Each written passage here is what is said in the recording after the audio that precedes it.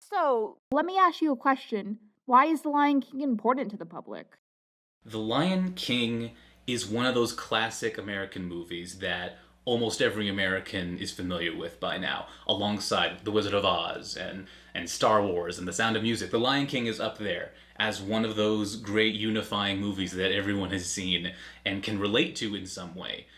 And it's this point of our culture coming together and recognizing this is a great movie and you need to see it, and we reference it as a culture all the time, and we use metaphors from it all the time. It's just one of those classic movies that helps bring people together.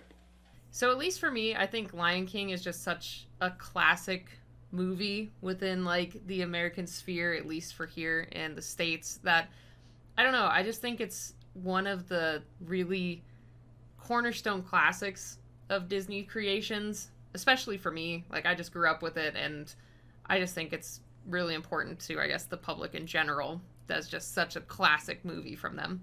I think it's just a very classic story that touched a lot of people and a lot of hearts. At a very young age, sometimes, it was one of the first Disney movies that really started the Disney Renaissance. It was known as the start of the Disney Golden Age.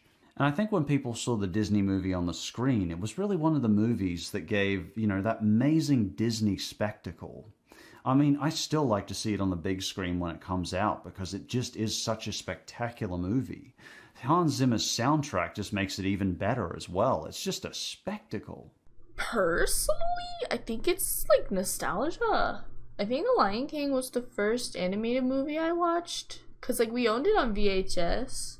So that's important to me. I guess The Lion King cemented Disney's place during the Renaissance period, starting with The Little Mermaid, as showing Disney as a powerhouse once again. It's arguably their most impactful movie ever made, I guess, since Snow White. It's one of Disney's most popular films and the most grossing money-wise movie it's ever made. It's it has timeless animation, and it just tells a really, really, really great story. It was a part of everyone's childhoods, and if you like Disney, The Lion King, it definitely had some influence on you. It really just I don't want to say shaped the culture or anything that extravagant, but it definitely put Disney on a higher tier for a lot of people.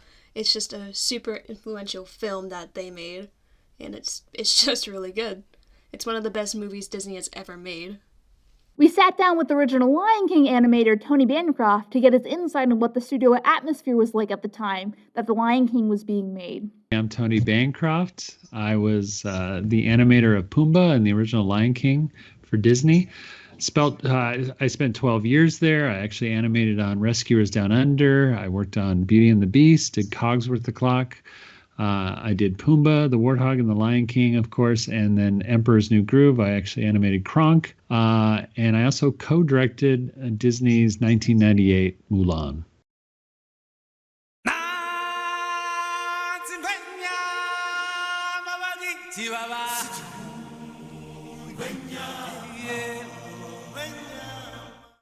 In 1994, the crew of the Disney company's newly universal success, The Lion King, directly received congratulations from the company's surprise board of directors. Instead of a more direct, traditional meeting, these reactions were recorded on camera to preserve them for generations to come. In this reel of film, nothing stands out more like a sore thumb like the humbly surprised and perplexed Michael Eisner, CEO of the Walt Disney Company at the time. You can tell from the way he speaks that he's not upset about The Lion King's success, but he honestly didn't really see it coming and doesn't know what to say. And who can blame him, really?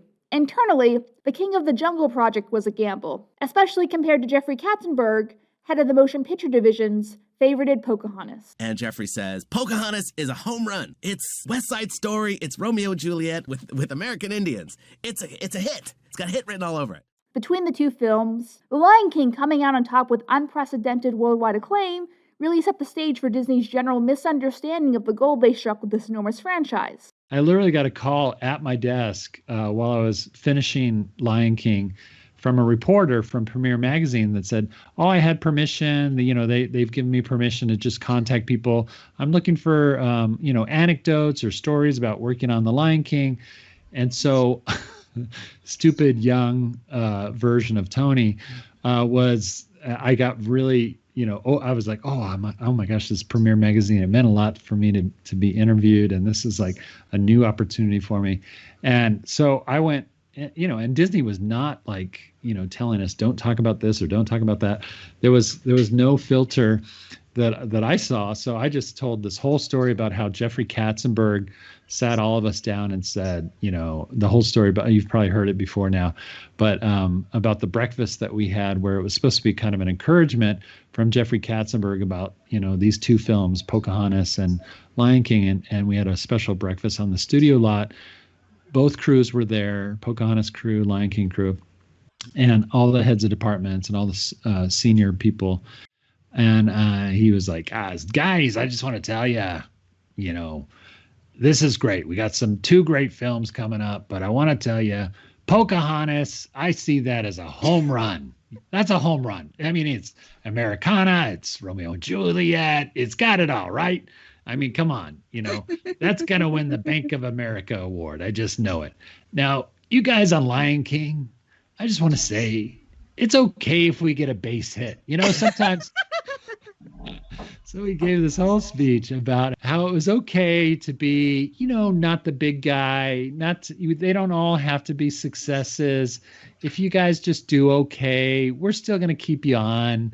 You still have jobs, And we left that meeting feeling so discouraged that the head of the company of animation, particularly, was set that we were going to fail. And I think that, and I don't think this was part of his genius. Some people credit this to Jeffrey, like, oh, he was just trying to stir the pot or get us going, But it did create a chip on our shoulder where we went back to our desks and we were like, let's kick this in. Let's go up a notch, and we're going to show him. And I don't think that was part of his genius. I really don't. But some people say it was. But I told that story to Premiere Magazine about what Jeffrey Katzenberg said, and they quoted me when the magazine came out, after the movie came out. Oh, and the other part of it was, he said to us, guys, like I said, it doesn't always have to be a home run, but I will say Lion King, it just doesn't have what Pocahontas does. I mean, if it made $100 million in the box office, I would bow down to you guys, because it's just not there. It won't be there. And that's okay. We got the studies. We know what's going to work, what's not going to work. Lion King will not be a big success, and that's okay. So he was predicting the future. And so I told that whole quote about that breakfast to Premiere Magazine, including the part where he said he would bow down to us if it made over $100 million. Well, fast forward, the movie comes out, the article comes out, and the movie makes $100 million in the first weekend. That had never been done before. It broke all kinds of records. And I was reminded of it by all of my teammates who went up to me and said, Premiere Magazine quoted you word for word about how you said Jeffrey Katzenberg was not behind this movie and that he would bow down to you if it made $100 million. And I was petrified when the article came out. I thought, for sure, he's going to fire me. This is the end of my career. I'm going to get blacklisted in animation. And on top of it, within the first week of the movie coming out and the article, we had $100 million they like to do big milestone parties. Like if it makes a certain amount of money, you'll have a party and celebrate. So when it made $100 million the next week, we had a studio-wide party to celebrate it breaking that milestone of $100 million. And so I went, and it was after hours, and outdoor setting, big stage. They brought in food and wine and all this kind of stuff. We could invite our families. So here we are, all with our families. I had my baby and my wife with me, and the directors give a thank you speech to the crew, the producer, and then Jeffrey Katzenberg walks up to the mic and he says, very first thing he says, "Where's Tony Bancroft?" And I was in the back. I was on the back with my daughter because she was crying and stuff. So I'd kind of taken the stroller towards the back and stuff. And I'm like, I kind of raised my hand from the back. He says, "This is for you." And he got down on his knees and he bowed down to all of us. And there was huge applause. The whole party, everybody went crazy for it. And I got somewhere, my wife grabbed her camera really quick and took a picture.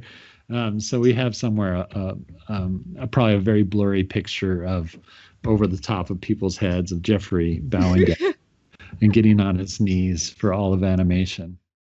And I do mean franchise. Despite its success, this general misunderstanding has been a problem longer than you might have realized, and eventually led to this, but we'll get there. Part 1. Early development. Once The Lion King got off the ground in-house, much of the crew's fears were that people were not going to get it, that having a production of Hamlet with animals would come off as odd or melodramatic, and that the general movie-going public would much rather prefer something lighter in tone for a talking animal film. Whereas Lion King was like, oh, there's a couple fun sketches and stuff, but you really had to kind of get into the aspect of, we're not quite sure what it is. That's why the Bambi and the Serengeti was kind of the thing that we heard, or, and then there was elements of it like being described as, a Shakespearean Macbeth element to it. And so it was a little confusing about what Lion King was, whereas Pocahontas was in a certain shape that it was like, dang, that's a rocket ship that's ready to go. In the past, Disney and even other animated studios were guilty of using anthropomorphic animals to soften the tone of their own film subject matter. But the most remembered content in this category were actually subversions. I get it, talking animals are cute and are easily identifiable as such. So like Lion King was described as, we wanted to have the foundations, the anatomical elements of, say, Bambi. So it had kind of a realistic quality to it that's well researched, that we want to represent these animals, in a very researched way, and yet have the life and energy of like Lady and the Tramp, where they were really personified characters that had humanistic elements to them, anthropomorphized in a way, but still on the side of Bambi, where they were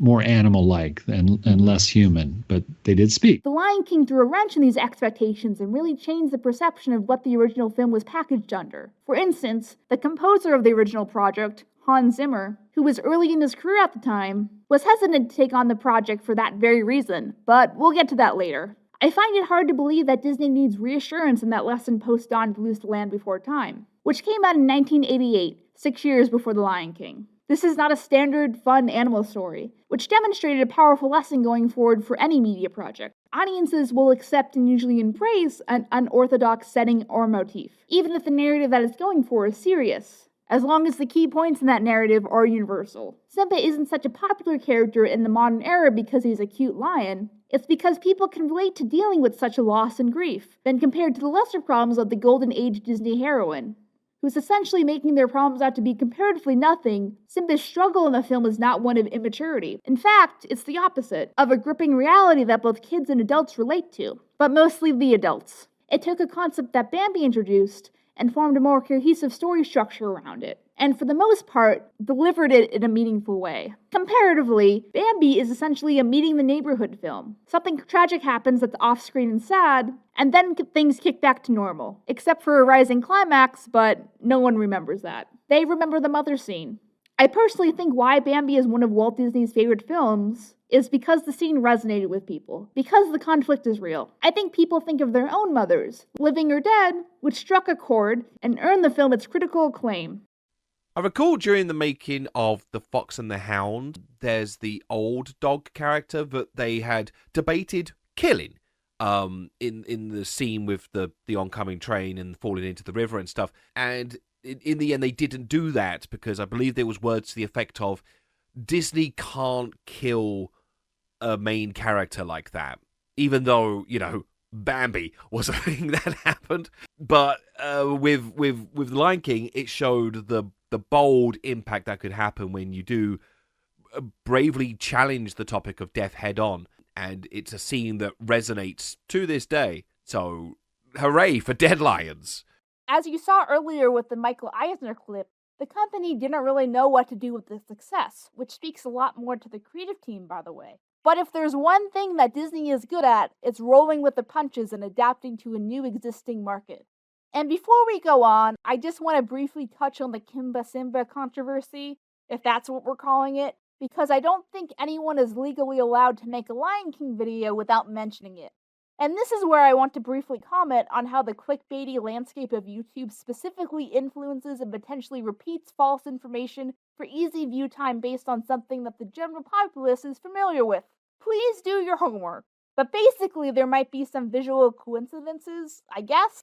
But considering the vast amount of Kimba material, it's easy to package random scenes from Kimba and compare it. And I know everyone loves the evil Disney monopoly narrative, taking the underdog's intellectual property and mass marketing it to the public without credit to the original. Everyone loves to hate a big, bad, heartless company. What it comes down to, though, is that the themes of Kimba and Simba are vastly different. Kimba's main conflict is more about colonialism. To be honest, it probably has more in common with Pocahontas in tone if you think about it. So question your sources and stop it. It's like the comments complaining when people cite the gargoyles in The Hunchback of Notre Dame as annoying. I mean, are they really annoying, or are you just projecting other people's general statements so you can fit in? I mean, the gargoyles are not too bad compared to some other really annoying characters that are generally frustrating in their own medium. Don't use internet critique as your sole opinion, but rather use it as data to form your own opinion, instead of regurgitating other people's thoughts to replace yours. So, back to The Lion King. As a follow-up question, why is it important to show respect for the original material when following up media? Did Disney succeed in doing that? Yeah. When I heard this question, I wasn't quite sure how to answer it because there is no concrete law on how you should or shouldn't treat follow-up media. But I think just to show respect for media that has come in the past, that has really touched the lives of, I'm going to say, millions of people, I think that's really important because this is a story and a movie, The Lion King, that just connected with a whole lot of people. And I think when you do that, you don't want to make some garbage live-action remake with just like soulless puppety CG that, you know, it has no emotion whatsoever, because for some people that could be really insulting to their childhoods. So as one of those classic movies that is constantly being retold because people love it so much, like you can expect it to get retold and revised from different perspectives and different moods and tones and stuff. Like you can expect that from any popular story that really resonates with the culture. But because the original is respected so much by so many people, showing at least some respect for that original in whatever your retelling or reworking is will help you gain respect from the audience for that retelling. Because if you give respect to the original, for the parts of the original that worked so well, then the audience will reward that by seeing that you also care about this movie that they love too. I think like whenever creators or companies are making follow-up material to original IPs, it's always really nice to like kind of like give a nod to original creations, but I also feel it's totally fair for companies to kind of expand on those IPs. For example, like the further on Lion King movies, like I personally really enjoyed Lion King 2. I thought it was a really fun tie-in. And like even Lion King 1.5, both of them were really great tie-ins to the first one that I personally enjoyed. I know that's kind of a mixed reception answer to that. But then like the 3D movie I didn't really dig as much. It's like kind of a weird mix of there's like a way to respect the original IP and you can also expand on it. It's a little bit of a hard thing to know the correct answer for because I don't want to discourage companies from trying new and different things with creations, but then again, like, you can sometimes do it the wrong way, I think. I mean, I guess if you're going to do something that follows up from something as massively huge as The Lion King, it's going to come with a degree of expectations. You know, people are going to want you to, I don't know, include certain characters, certain moments, the things that resonated with them in the original piece. They're going to want to see, you know, replicated or at least ways, you know, canonically carried on in anything followed up with it. The truth is, if you're going to make a follow-up piece based on something hugely famous, then you're already, like, setting yourself up for a fall in a massive way, because you're facing a degree of expectations. You know, the audience are going to expect more of the same, right? So to do anything involving following that up, you know, it's going to inherently be a challenge. So it's more of a case of, you know, should you even do this in the first place? I mean, we know why they're doing this. It's money, obviously. But, you know, is there really more of a story to tell? Is there other areas you could explore? You know, I don't think it's necessary to expect audience whoops and cheers just because you've dangled like a familiar character in front of their face. You know, I think we've grown a bit sick of that now. The kind of the audience baiting stuff. But if you know, I'd rather you sort of take it in a new direction. You know, do something original and unique and interesting with it, not just more of the same. You know, why does it have to be, you know, more lions? You know, why not see the world of the Lion King, but from the perspective of another character? You know, the fact that there's this hierarchy and this monarchy that's you know, ruled by ultimately the ones that will eat you if you step out of line. You know, there's some interesting stuff you could explore with that, but you know, they're not really going to do that. Basically, I think it's fine to do whatever with follow-up media, and it, you know, if you're gonna, in terms of respect to the original, I guess, if you know, you can respect the tone and the feel of it, but you know, it doesn't have to be the same thing again. The new Lion King, really ugly Lion King, ugly new Lion King. I didn't like it. I didn't see it, but I didn't like it. It was ugly. The lions had no expressions. They were just like, oh no, my dad died. My dad's dead. Whatever. That's what they look like in the remake of The Lion King. but in the original Lion King, oh no, my dad died. Then he cried, and I cried. Yeah, I did it. I cried at The Lion King, cause the emotions was there. Also, Scar in The Lion King in the original looks so freaking cool. He's so cool, and like the way he does his little shoulder thing in that song, he's like with the shoulders, you know. And then the coyote, the hyenas, whatever's, they're so fun. They're funny. They're funny hyenas. Like, wow, ha ha ha, that hyena fell in the lava pit. That's hilarious. You don't get that from the new Lion King. The hyenas looks just like a hyena. Haha. Do I laugh? No. No, we don't laugh at Lion King, new Lion King.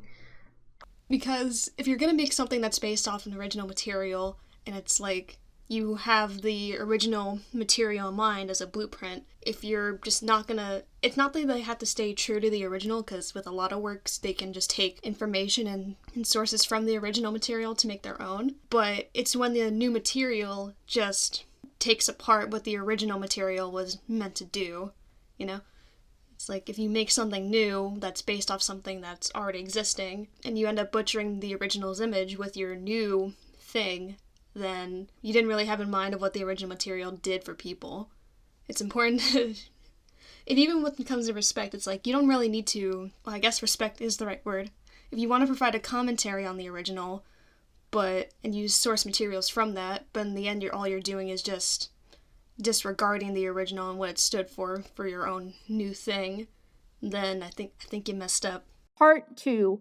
Synergy and Sequels. The first of the new animated media that followed the original film's release was Disney Channel's Timon and Pumbaa, a non-canon, wacky hijinks spin-off show that rarely adapted the main characters from Lion King outside of guest appearances, and focused heavily on the comedic duo through various Warner Brothers cartoon-themed adventures. Stories usually included the overconfident and arrogant Timon hatching a scheme that would drag him and Pumbaa into a big mess with a lie-revealed plot attached, only for the two of them to find a way out of the predicament. General consensus is that the media is harmless enough, but not exactly particularly engaging, or following themes and tones of the original film. This is the first example of the overall Lion King problem.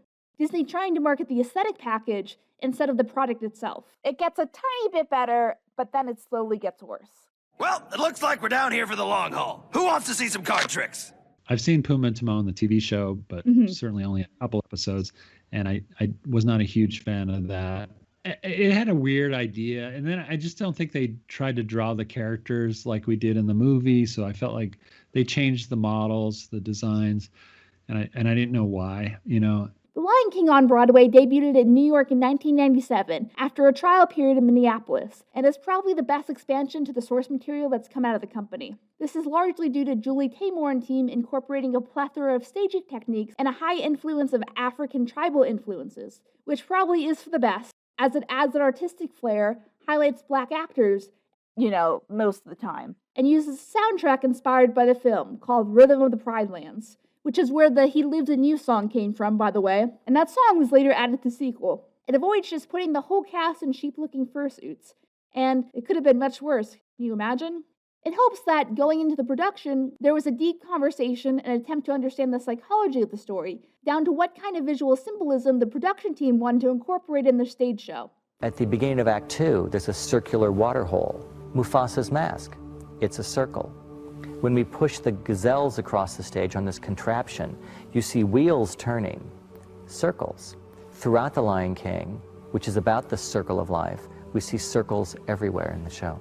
From its very lucrative longevity on Broadway to its many international and domestic touring productions, it's safe to say that the stage production turned out a lot better than anyone ever anticipated. There are slight changes to the source material plot-wise, like the added storyline about Scar approaching Nala as queen, which we'll get to in a little bit, but most of the main story stayed intact, except for a few additional songs, like the controversial Morning Report, which was animated and re-added to the original film for the DVD Platinum Edition in 2003.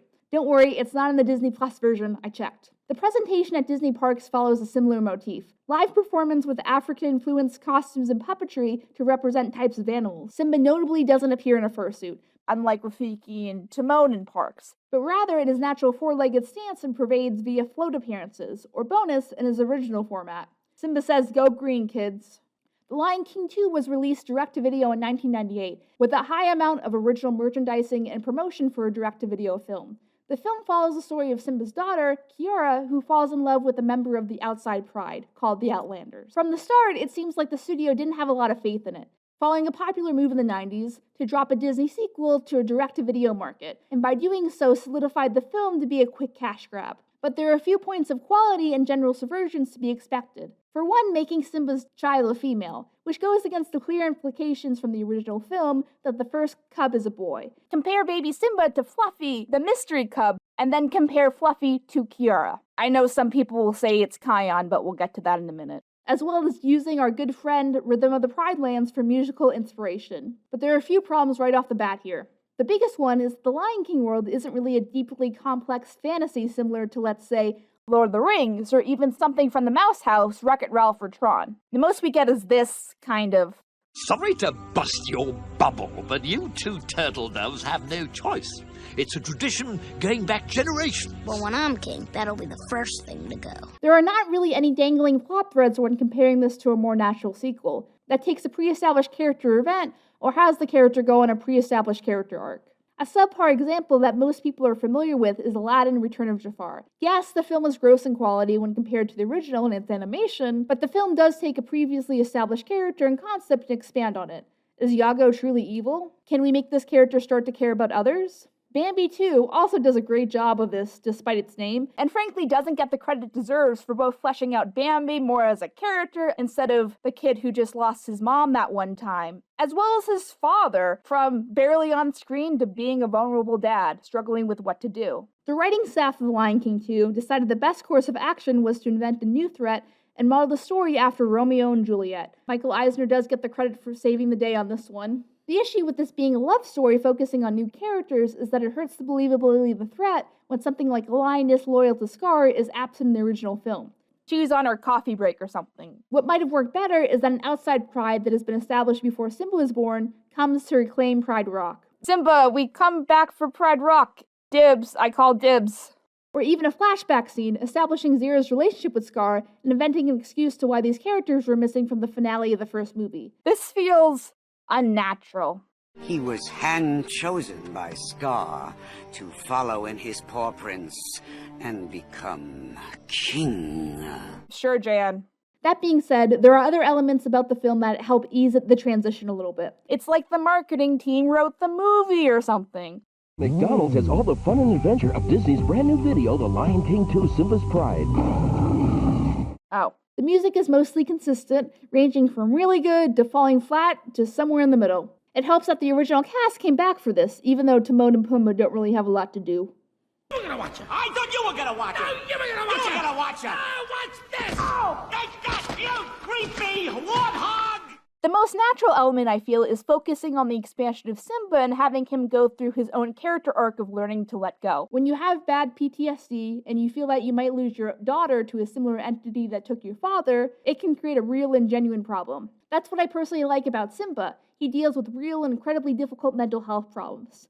I know he's following in Scar's paw prints, and I must follow in my father's. You will never be Mufasa! Dang, did this movie just call out his flawed protagonist and compare him to the unflawed Mufasa? The movie also has higher stakes for a Disney sequel, and even tried to sneak in more mature themes. Still, it probably turned out a lot better than most people were expecting it to, helped by the creative team at Disney Toon Studio in Australia, who really went all out in producing a quality film. Can you make Lion King 2, Australia? We need it for money. What if we make it really good? Will we still get the money? Yeah. Okay, whatever.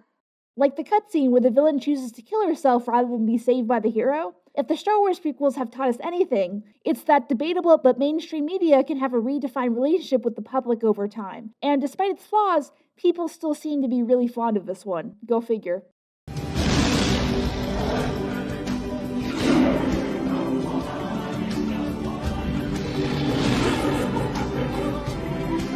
Remember that thing I said about The Lion King being a hard concept to make a sequel adaptation for because of the ending? As it's told, doesn't leave a lot of room for a natural sequel. Well, the opposite is true for a prequel. The Lion King 1.5 is a character perspective retelling of the original Lion King from Timon and Pumbaa, as going any farther than 2 would heavily imply that the plot would have to focus on Simba dying and the transition of Kovu becoming king, and that does not sound like a fun time. Disney is good at killing characters off in high narrative to surprise audiences, but it probably would be a bad PR move to kill some of its marketable Disney protagonists.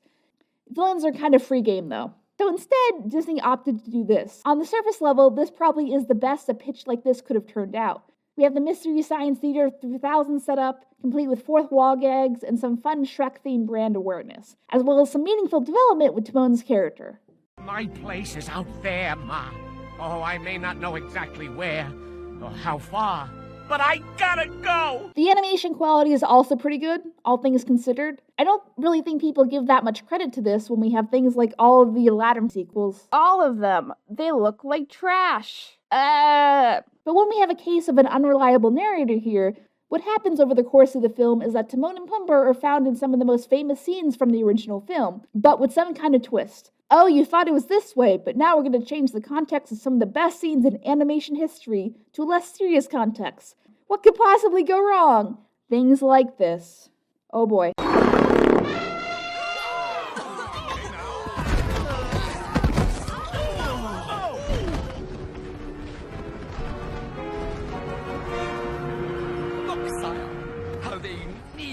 For the royal son. Oh boy. When you have a serious film like The Lion King, most things considered, it needs to have a consistent tone in the high stakes moments in order for the audience to invest in them. Having a fart gag in place of all the animals bowing and changing the context of the original dramatic show of respect implies that a lot of the animals don't respect or at least understand protocol for a new king. Why did they show up there? Did they just come to look? What's the point of coming if they weren't gonna bow and show their respects? Were they just going to stare at baby Simba intensely? This doesn't make any sense. Imagine if something like this was pulled off in the Mufasa death scene. Long live the king. we won! We split them up! See what I mean? Tone of this film is more important than gags like this give it credit for. And if canon with the original, we have all this time in the original series to establish an independent idea or adventure to go on with Timon and Pumbaa, but we got a retcon. Okay, thanks, I hate it. Speaking of unreliable narrative, if you look at this from an alternate perspective, the timing of Timon and Pumbaa's interference, let's call it, to the original film, there are some inconsistencies.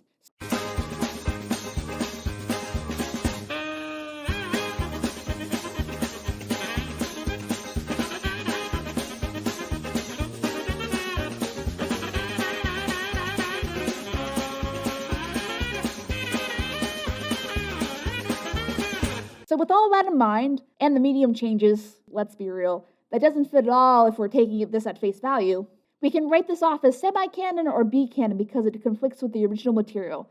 The only medium changes in the original is the I just can't wait to be king sequence, and those are easily non-diegetic, or else the characters would probably have a bigger interaction for them like suddenly being on acid or something.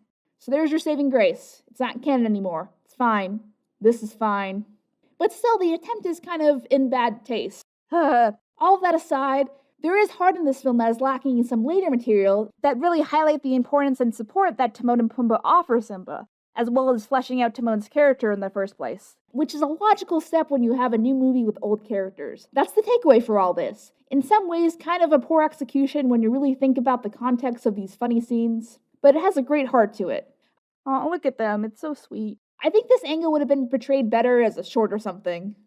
Take the good with the bad. I think Lion King 1.5 is probably my favorite out of all the sequels. I really love that they, I thought it was a great idea just to kind of see the movie through Timon and Pumbaa's, viewpoint and play it that way. Was a lot of fun. And I think there was some great animation in it. I think it was produced in Australia for the most part, and that they had a really good studio out there until it got shut down by Jeffrey Katzenberg. But they did a good job. Although we understand the basic dynamic between Mufasa and Scar at the start of the film, there could be some continuing information as to why the two brothers have this kind of relationship. Why does Mufasa see Scar as such a pest? Why does Scar feel like Mufasa underestimates him to the point of justifying murder? Even if we break down the story in simpler terms, why is Scar named Scar? I imagine Scar is not something Scar is born with. I want to know how I got these scars.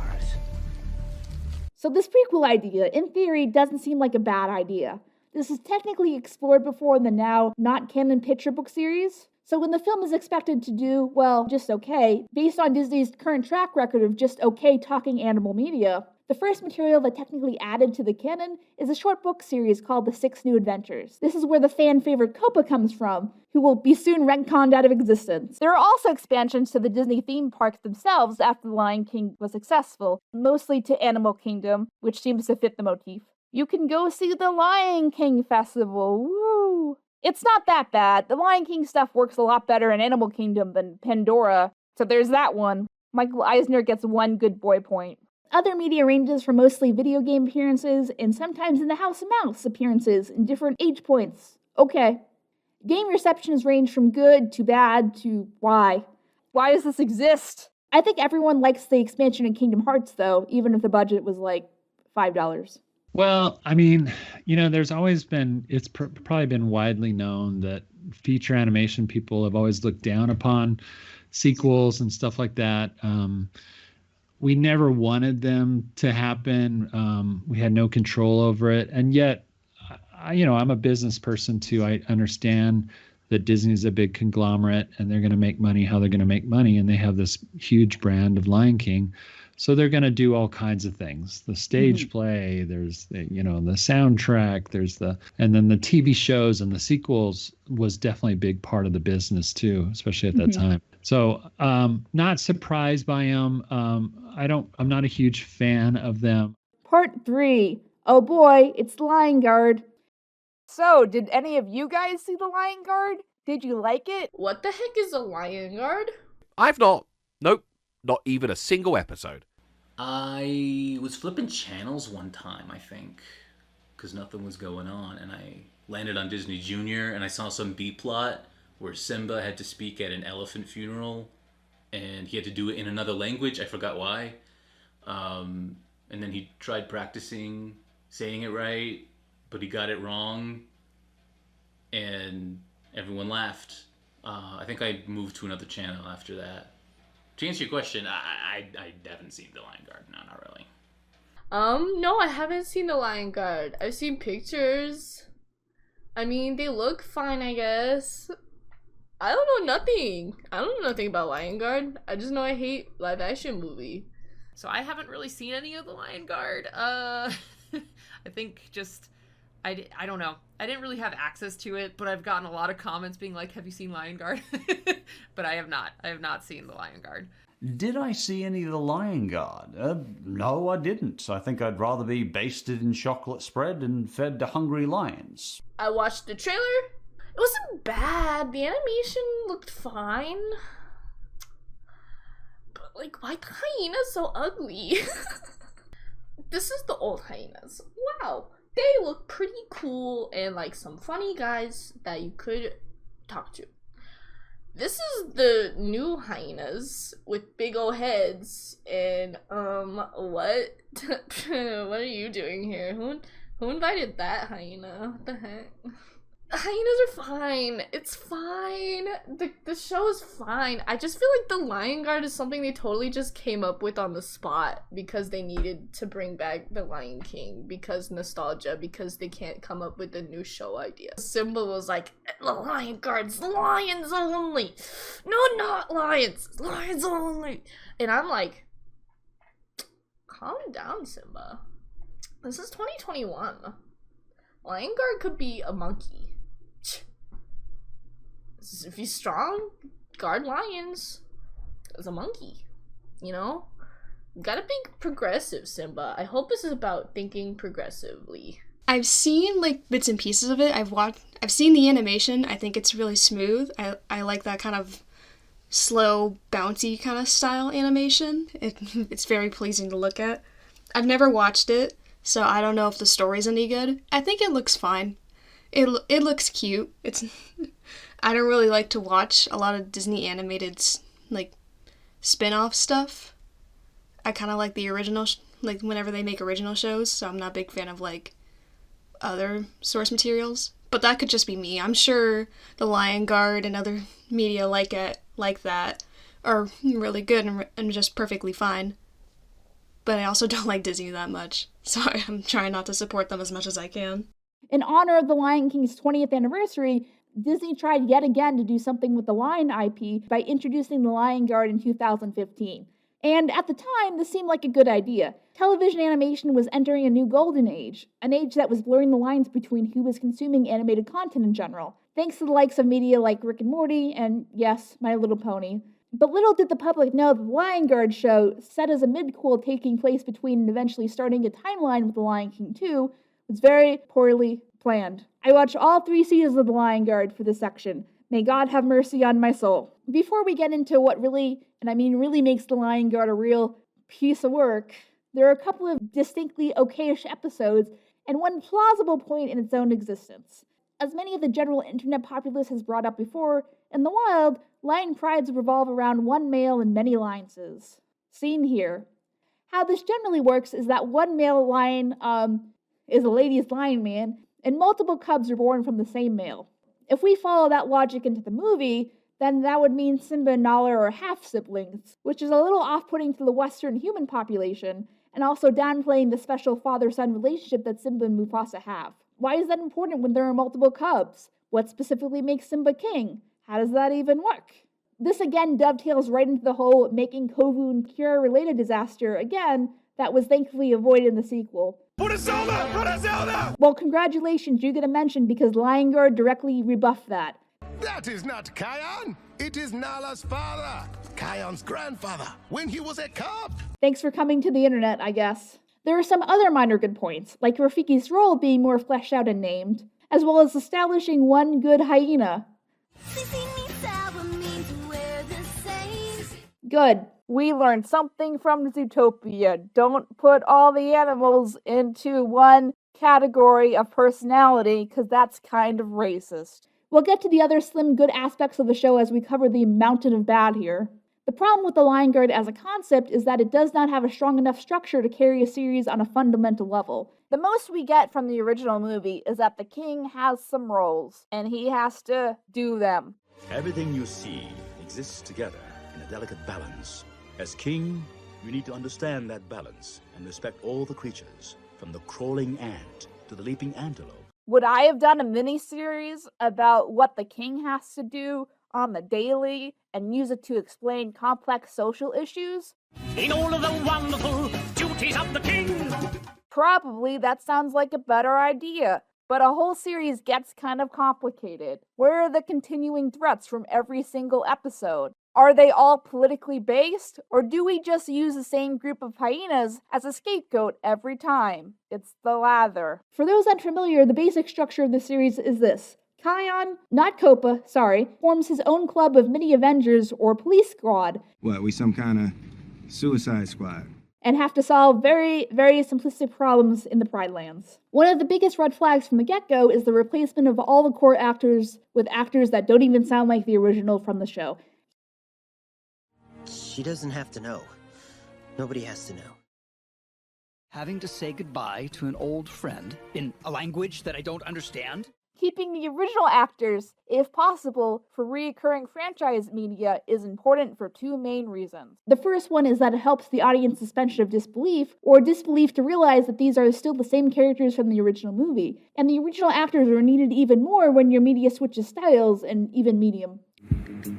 I voiced Jafar for the 1992 animated feature of Aladdin, and now I'm doing it on Broadway after all these years. Disney targets actors that are open and available to come back to record lines for everything from promotions, to shorts, to material to the parks, with some exceptions. Is that you? No, it's my brother Jim.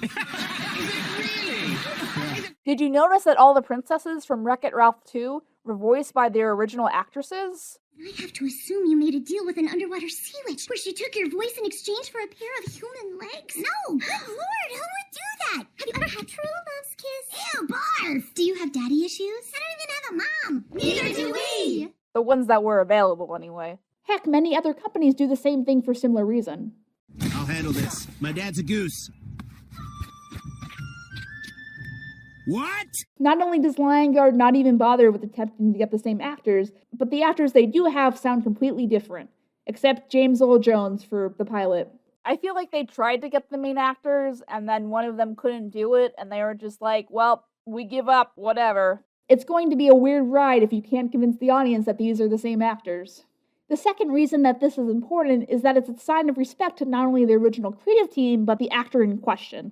Many times when you work in media, you get particularly famous for a job that might be small to some, but then you build your professional relationships on the general knowledge and likability of that role or job. It's much more recognizable and easier to say you were the guy in the Chewbacca costume than explaining your vast experience and general knowledge of the creature in costumes. So if the studio decides to replace this role based on budget or convenience, what some may seem as minimalistic becomes extremely important to those who play it. This isn't so much of a problem in the Lion King cast, as many of these actors are well established and don't have as many emotional attachments to the work of this particular film. But it's a general and conscious practice across the industry. It's also about the human need or want to be part of something bigger than ourselves and generally establish our usefulness in society. This is exemplified in an interview with Rowan Atkinson about his role of Zazu in the original film. I said, I've been offered this part in a Disney movie called The Lion King. I said, I can't be bothered. I can't be bothered to do it. And he said, oh, go on, it's Disney. Yes. You know, you may as well. And then, you know, I didn't realise that it would turn into the really very special film, which it did. Now back to the original show. In The Lion Guard, the biggest and for the most part only threat to the plot is Janja and his gang of 3 whole exiled hyenas who do something they aren't supposed to. Kion and his game of superpowered friends kick them out of the Pride Lands. Rinse and repeat. How many times does this happen? Well, we counted for you.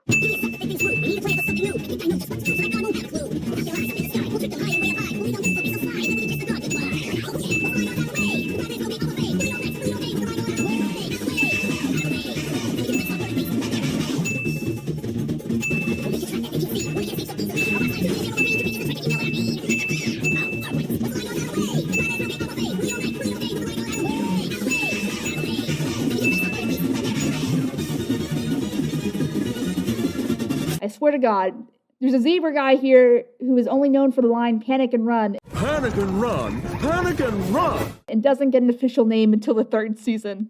Okay. Thanks, Thurston. I told you he knew my name. There are some pretty expansions to the lore here. Like the episodes focused on Simba struggling as a king were pretty decent. And the episode with the dead elephant, called I Can't Wait to Be Queen, was actually pretty good. There have always been some more fantastical elements of the Lion King present, but the Lion Guard's idea is essentially like, okay, if we can do it, then how about this? And things essentially start becoming ridiculously stupid, and frankly pretty insulting to the original. Remember the stampede scene in the original? You know how epic that was and how important to the plot that was? And the Lion Guard, they recreate it. And you know how they get the stampede to dissipate and save Kiara? Bunga the honey badger farts. Who thought this was a good idea? Boy, I really hope somebody got fired for that blunder. Although they tried to improve this in later seasons, things get only slightly better. Remember that thing I said about how we pull on slight magic elements and we're just like shit all over them? So Scar comes back because if Mufasa can talk from the dead, then so can Scar, I guess. You should also know that Kion can talk to Mufasa whenever he wants to, kind of ruining the magic of that one moment Mufasa spoke to Simba in the original, and a special moment is just turned into a normal phone call. It also questions why Mufasa waited so long to contact Simba when he was living with Timon and Pumbaa and speed up the runtime of the movie. It just raises too many questions. Then there's this convoluted plot of Scar basically causing trouble. Eventually concludes with Kion getting the scar, and season 3 revolves around the quest to heal the scars or something, proving that just because your show has an overarching plot doesn't necessarily make it better. Now, try this!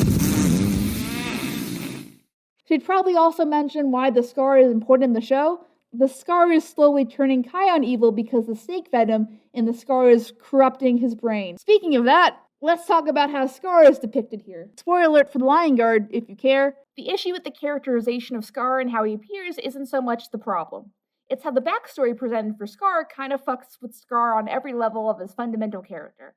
The biggest example of this, besides some obvious baiting, is that it establishes a backstory for Scar by showing the origin of his facial scar. I ever told you how I got my scar? Although some now non-canon media has already covered this version of events tells how Scar got his scar from getting bit by a snake, and the venom corrupts him, leading to the actions he does in the original movie. So you're saying Scar, debatably the most evil villain ever, the guy who kills his brother for power and gaslights a child, is actually evil because of an outside influence? It damages the character, because it calls into question the core ethics of Scar as a character. If Scar killed his original Lion Guard, then why would Mufasa not see him as a moral dangerous threat than in the source material? There's one in every family, sir. 2 in mine, actually. And they always manage to ruin special occasions. What am I going to do with him? This only highlights the lack of solid lore ideas that are presented in the original Lion King, like these characters' issues with Scar, and the general idea of magic calls into question how this world works.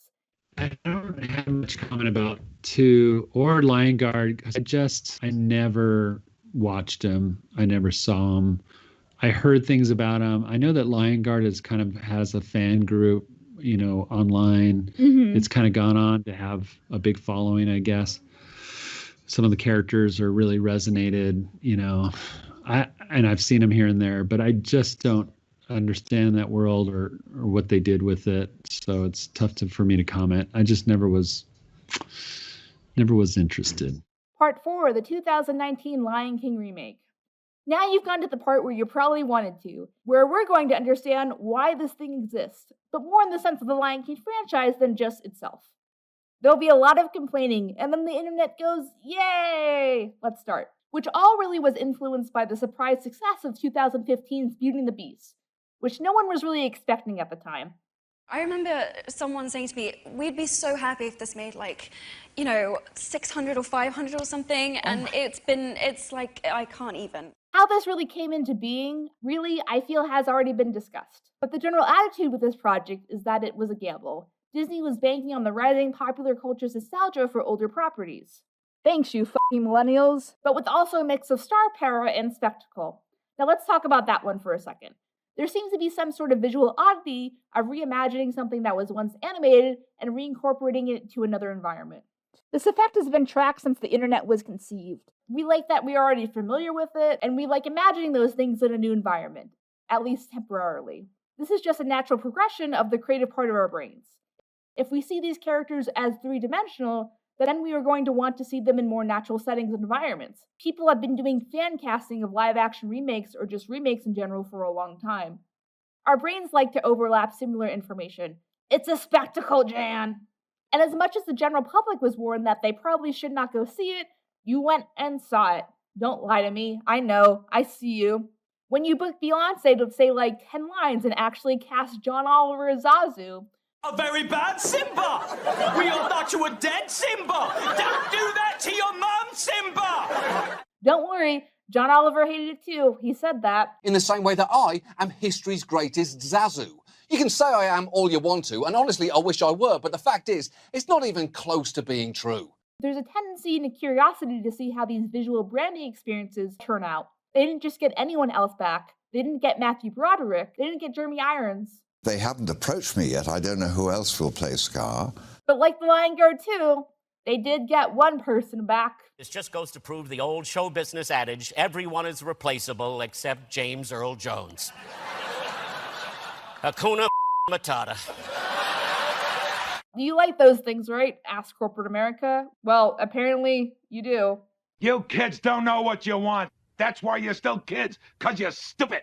Just tell me what's wrong with the freaking show. But why doesn't this work? We'll cover the basics and make our way to the actual animation explanation of why this doesn't work. But first, things I actually liked about the movie and the Hakuna Matata rant. There are a couple of story points I liked that added to this movie. There's really, not a lot. The biggest point is probably having the implied backstory of Scar and Mufasa fighting over Sarabi.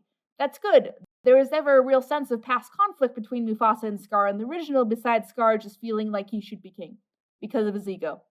This seems like a more natural fit than using Nala like the Broadway play did. The other aspect that I felt worked is the critique of Hakuna Matata. On paper, Hakuna Matata works. We need time for Simba to realize there is an alternative to facing a pride. He's not dependent on the adults for food or anything, which makes him returning not out of obligation disingenuous. That being said, it's safe to say that Timon and Pumbaa don't really know the extent of what's going on, and they never really do. See, they are just kind of enabling some bad behavior. Dealing with problems? Nah, just ignore them. This, I feel, is one of the good character aspects that the midquel expands upon, using previously established plot elements to expand on characters. What is that? This film has a kind of critiquing tone to that aspect, which is refreshing because it's all over the merch. There are only two elements I feel that are fundamentally good in the 2019 version. The first being the score. How do you top Hans Zimmer? More Hans Zimmer! I imagine his respect for the source material has improved. There I was being flippant, oh, I'm doing this movie about fuzzy animals. And suddenly I realized that the heart of the story is a child losing their father. And my father died when I was very young. The Oscar probably doesn't hurt, though. The second aspect we'll get to a little bit later. Now let's go over the bad stuff that we get to complain about. In layman's terms, what is fundamentally the issue with this 2019 film? Well, at the point in the, 2017, 2016 probably, and maybe even before that, I don't know the dates, they had already started, Disney had largely started doing remakes, and there was some successful ones and some early on ones like 102 Dalmatians or something like that, or Maleficent, I think, was a good example of taking an IP that they developed early on, Sleeping Beauty, but turning the story on a dime where it was from the villain standpoint. And I thought, okay, that's a great way to do a sequel. That's a great way to do anything that's related to the original story, is let's see it from a different point of view. Let's see it.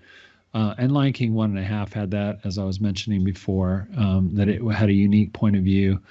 But I want to see, I'm a filmmaker, I'm a film audience member too. I'm an enthusiast. I'm a fan. I want to see something new and original. I don't want to see a regurgitation of the original movie that was done earlier on in animation and 2D animation, just because it's in 3D now or it's in live action. I want to see something new and different storytelling wise. Give me a different chapter, give me a true sequel of, continuing on with those characters, something. And I felt like a lot of the remakes they were doing was just a cash grab. I felt like Disney was just going after the easy route of, hey, isn't this cool? This is the original movie that you remember as a child, but we're representing it in lovely live action or with better special effects, and they were trying to code it in a way that this should be more appealing to you, this younger generation that was raised with more visual effects or something, or live action stars that you greatly admire and love because they were in Harry Potter or whatever. I'm obviously speaking about Beauty and the Beast. Yeah. And I think that goes that unfortunately it worked fairly well. And so what that meant was they were making a ton of money off of those remakes. The audiences were going for it because they liked that reminiscent element of I grew up with these films, and now what are they? What are they in this iteration? And it was working, so they kept making them, so it became not so much of a surprise as you started hearing about, oh, they're working on Jungle Book. Oh, they're working on this. There's going to be a new version of that or this, and Cinderella, and some of the ones with the princesses. I was like, okay, I kind of get that. Beauty and the Beast, Cinderella. Okay, that's easy enough to do, a Downton Abbey version of this or that, or, with live action actors and stuff. Beautiful costumes. Okay, whatever. But then when Lion King was announced, I just felt like they've gone too far. There was a reason we did that in animation, because animals don't talk and walk and things like that. And yes, Jungle Book had come out and was a huge success. And that had walking, talking animals in it. And they chose to go with this realistic style. But even in Jungle Book, I felt like there was a lot more personality they were trying to get across, not only in the voice actors that they cast, but even in the animation style in Jungle Book. It was realistic, but it was still pushed to a certain degree. And it worked because I felt like, okay, those are realistic animals in a realistic world, because it was ultimately the Jungle Book is about the little boy and about, this real actor in a real animal world. So, okay, that's why they chose that style of hyper realism with the animals, because it fit to have a real boy in it. But Lion King didn't have that pretense. There was no reason to go with a very realistic world, except for, hey, Jungle Book was a big success. Let's do it that way. And I hate that kind of thinking of just, let's copy the trend. Let's go with what worked before. That's never a good way to go into something. So when I first started seeing, even before the trailer, just some design stuff or, presentational stuff that I saw early on that would just show up on the internet, I was not connected to it at all. They didn't ask me my opinion about anything. So, but just like the fans, I would see things pop up on the internet, and I started really questioning, what the heck they were doing. And then the first trailer came out, and it just sealed the deal for me. I just thought, this is horrible. I was not happy with the choices that they made. And I generally really love Jon Favreau as a director and stuff. I've liked all of his superhero stuff he's done and whatever. But, the choice to go hyper realistic, I think limited the animators, was really held the hands of the animators. They couldn't get the expression that they needed to. They have these kind of wild performances, especially with Pumbaa and Timon, and yet they look so expressionless and they look zombie-like, and it just lost all of its fun. The musical sequences, like Can't Wait to Be King, now they're just running around and jumping. and it was so colorful and magical, I think, in the animated movie. And then on top of it, I think to add injury to insult was that reporters largely were calling it a live action movie when it was obvious that there was no way they could shoot that in live action. There was no live action at all. It was completely 100% animated and created in the computer. So that misunderstanding, I think, in the press, because they didn't know what to call it or how to think of it and tried to make it seem like it was something new and different, that just really kind of irked me also, because I felt like even the animators that were trying to do something with The Lion King weren't getting the respect because it was just so realistic that everybody thought it was live action. This film is just creatively bankrupt. Shots are literally ripped from the original, and even James Earl Jones's new performance leaves something to be desired. One day, Simba, the sun will set on my time here and will rise with you as the new king. One day, Simba, the sun will set on my time here and will rise with you as the new king. If you're going to have him say the same lines, what's the point of this? Just recycle them, like you do for some of the song chorus. Disney solved this problem already by adding the artistic angle in the Broadway play, which translated over to the parks. Man, why not just make a movie with that? I'd watch that. Look at little robot Simba vibing here. He's so cute. But what is wrong on a more fundamental level? The 12 Principles of Animation are a system of animation guidelines developed by two of Disney's animation master team members, the 9 Old Men, and BFFs for life, Frank Thomas and Ollie Johnson, to dictate tips for realistic and appealing animation. The 12 principles are squash and stretch, anticipation, staging the shot, straight ahead action and pose to pose, not really relevant here, follow through and overlapping action, flow in and slow outs, arcs, secondary action, timing, exaggeration, solid drawing, and appeal. Now let's see how many the 2019 movie are missing.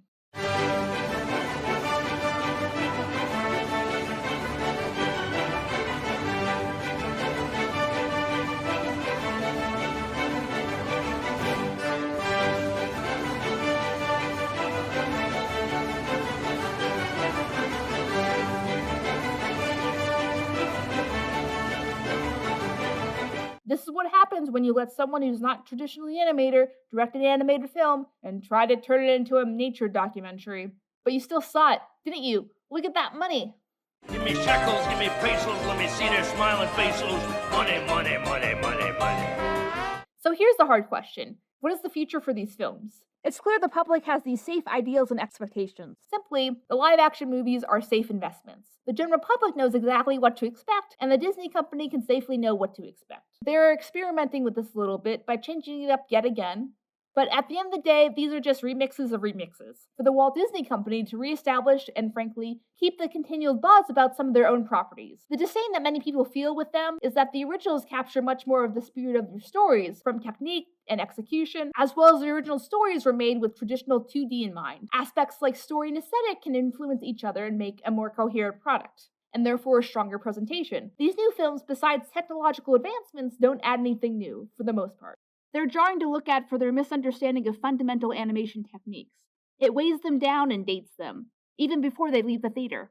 They are made to make money, and at the core of this, it's only because the public holds them so dear and wants to re-experience them again. But this probably isn't the most sincere way to do it. That being said, outside re-releases of the original films, which isn't really a hypeable thing anymore because of streaming services, I personally don't have any ideas on how to get the public buzzing about 20-year-old movies besides a new ride at Disneyland. And it's kind of a shame that the studio essentially has to remake their films in order to consistently keep them in the public eye. I do have hope that, as the top-grossing Disney movies get checked off the to-do list, Disney is forced to consider their less appreciated for its time movies, like My Dear Treasure Planet, for example, that are solid films, but due to some marketing missteps ended up suffering like big time. Doing a live-action remake to these less than popular films, I feel, is a great way to re-establish public interest and to fine-tune story elements to make each whole franchise shine, not just easy pickings with fundamentally few issues. At the end of the day, Disney is a legacy company. It prides itself on legacy, and for the most part does a pretty good job at keeping aging films in front of the public eye. The trade-off of being a legacy company is that even legacy always has a few missteps, and these missteps can't exactly be erased. Instead of trying to hide them, why not find ways to improve them and reinvent them to make them work for a new audience? A great example of that is Fantasia, which didn't do so hot when it came out for a multitude of reasons, but mostly based on the fact that movie-going audiences had already developed their taste for 3-act, 2-ish hour structure pieces at the time of release. Fantasia is a pretty art film after all, and that's a hard pill to swallow for the general public. Although it was a passion project for Walt Disney himself, it ultimately was a financial failure. The standout piece of it was The Great Sorcerer Mickey, and as the Disney park system began to market that to a wider audience, Sorcerer Mickey slowly became more prominent in the public's eye. People began to look at the source material, which directly helped Fantasia age over time, and now Sorcerer Mickey is like the unofficial mascot of the theme parks. I'm the king of the world! Yeah! These things are what Disney needs to focus on going forward.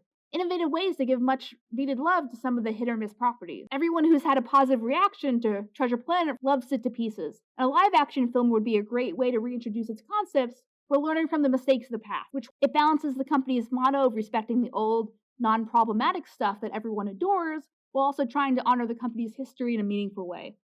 What, we can't have one Treasure Planet keychain anywhere, Disney? I shouldn't have to go to Etsy to buy some Disney merch, Disney. I think using the live-action movie market to explore that is a great, empathetic, and exciting take on Disney's future with them, and to make the general public more endeared to these live-action movies, because they have a greater point to them than a cash grab based on spectacle. Then maybe, just maybe, the general public will be more endeared to them long-term, because they have a fundamental end goal in mind and not just an immediate one. What? Profits down $3 from last month! I gotta start running a tighter ship around here! So, one more question. What does The Lion King mean to you? What does The Lion King mean to me?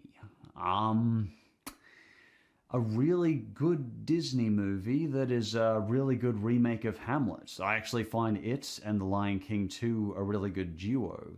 Lion King 2 because I actually like that story better than what it was based on, Romeo and Juliet, because it has a more conclusive ending that isn't just two teenagers having a drama fit and it ending up something very tragic and terrible happening because they're teenagers.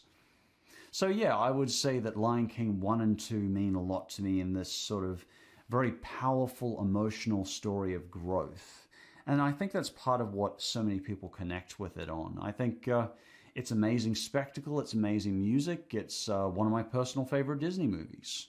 So at least in terms of what Lion King means to me, I actually found like some of my really old toys from when I was younger. Like, I think, does this paw still work? I don't think the paw works anymore. Oh, kind of. My brother and I grew up with this being one of our favorite movies, and I absolutely adore it. I can go back and rewatch it a million times and still love it.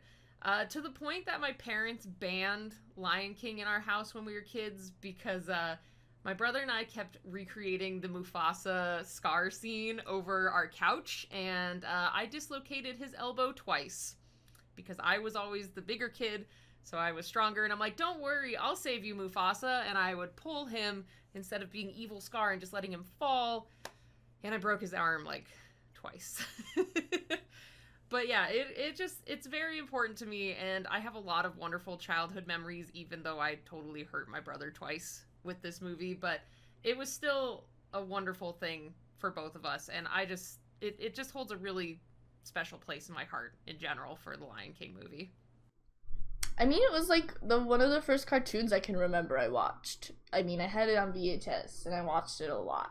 I really liked Timon and Pumbaa. They were really funny, and I liked them. And that's why I like the movie so much. The Scar song, Be Prepared, that's super cool. It's a good movie. Good movie. I heard there was a second movie. I didn't watch the second movie. I watched the 1.5 one. I thought that was funny.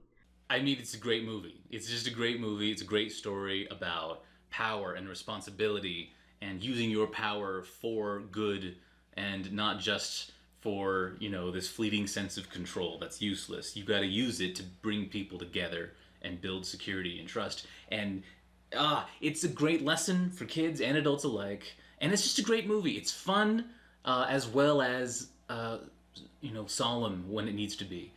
It's just a great movie. And I'm thankful, especially to The Lion King, for introducing me to the Disney animated canon. I did not grow up with the Disney animated canon as a young kid, like probably most of you did. It took me until my teenage years to discover the Disney animated canon. And The Lion King was one of the first ones that I saw. And it was good. And that was a great stepping stone into discovering all these amazing animated films from Disney. So I'm really thankful to The Lion King for being so good and introducing me to this wide world of animation. Also, my sister and I have bonded a lot over this movie.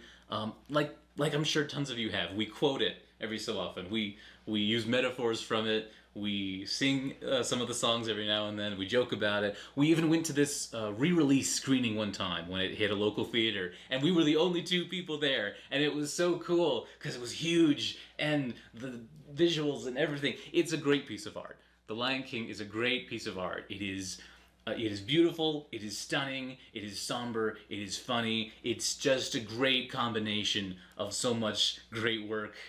The Lion King's just awesome. That's what it means to me. Hakuna Matata. Well, it's definitely my childhood, The Lion King and a lot of other Disney movies at the time that I would still watch on the big VHS tapes. Like, I miss those days.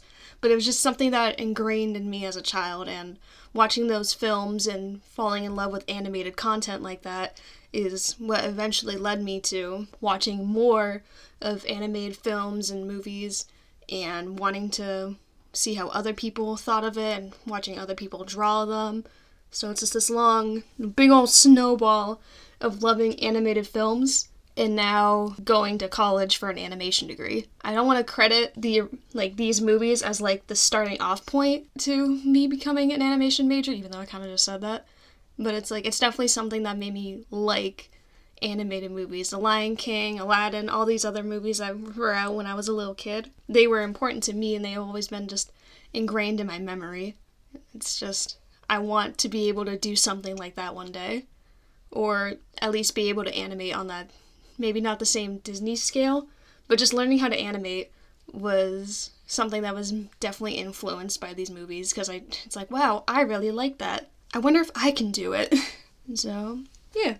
So, remember when I said that the 2019 Lion King had 2 definitively, objectively good things? The new soundtrack and another thing. Well, the other thing is this catchy Elton John song called Never Too Late, which plays in the credits of the original movie. It's supposed to represent Simba's character arc of it being never too late to fix things and to challenge Scar and to take Pride Rock back and reclaim his home. But maybe this song can have a bigger purpose. Maybe it should be a motto for something else. Maybe it's never too late to fix problematic parts of the Lion King franchise like The Lion Guard. That maybe the live-action Disney remakes can have a bigger goal in mind than just making money. Maybe it's not too late.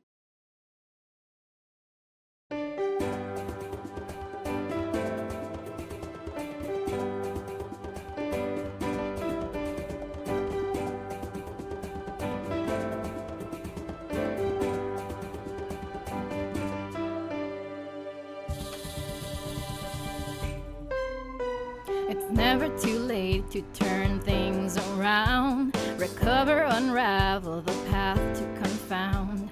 The doubters and losers that line up despair will tell you it's over, you're going nowhere. It's never too late, I hope it's never too late. It's never too late to get back on track, to get at least some, if not all of it back. I thought I was happy, and sometimes I was. The sadness is just as important, because got to carry the weight and hope it's never too late. Never too late to fight the fight, never too late to cheat the night, never too late to win the day, never too late to break away. Time was thought to move too fast, but time is now, my friends. I'm a long way from the start, but further from the end. Oh no, it's never too late.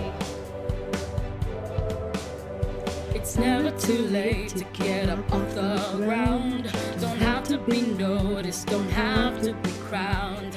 I get what I've done and I don't try to hide.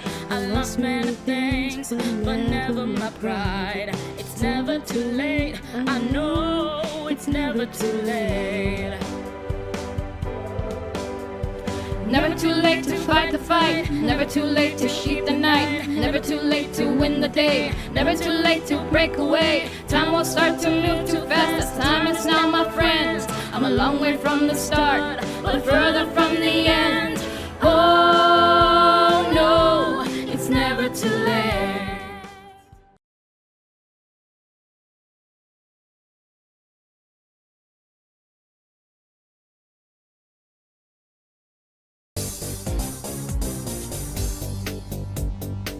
Hey everyone, thank you so much for watching. Click here to subscribe, we really appreciate it. Don't forget to turn your notifications on to get notified every time we make a new video. Click here to check out the main collaborator for the video, usually the editor. Click here to check out our video playlist for this video, where you'll find similar videos that you might dislike, hopefully. There's also a credit scroll here to check out all the other awesome contributors. All their info is in the description. That's all I gotta say, KP away!